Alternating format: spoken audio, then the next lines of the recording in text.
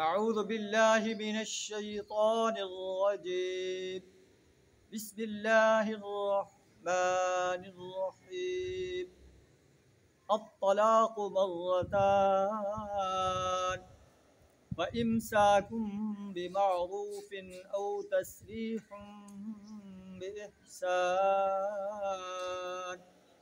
सदक़ल्लाहुल अज़ीम। तलाक़ के मसाइल बयान फरमाए जा रहे हैं। कुरान ज़िंदगी के हर शोबे में इंसान को गाइडलाइन देता है। तलाक़ के दो तरीक़े जो हैं वो कुरान और सुन्नत में बयान फरमाए गए हैं।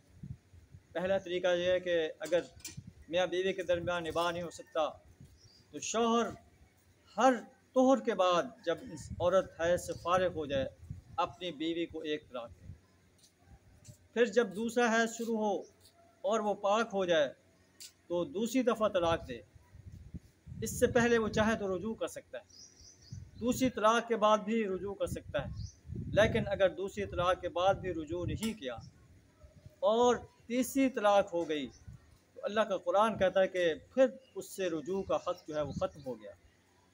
फिर वो औरत चाहे तो किसी और फ़र्द से निकाह कर ले और फिर ऐसे हालात पैदा हो जाएं कि वो मर्द भी उसे तलाक़ दे दे, प्लान्ड निकाह ना हो, तो फिर वो पहले शौहर से निकाह कर सकती है, वरना नहीं कर सकती। दूसरा तरीक़ा यह है कि मर्द औरत को हैज़ से फारिग होने के बाद जब वो तोहर की हालत में उसे तलाक़ दे और औरत जो है वो 3 हैज़ गुजारे।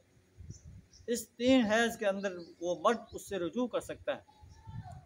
जब 3 हैज़ गुजर जाएँ, इद्दत 3 माह है, इद्दत गुजर जाए उसके बाद वो उससे रुजू नहीं कर सकता। तलाक़ एक भी है लेकिन वो उससे निकाह जदीद कर सकता है।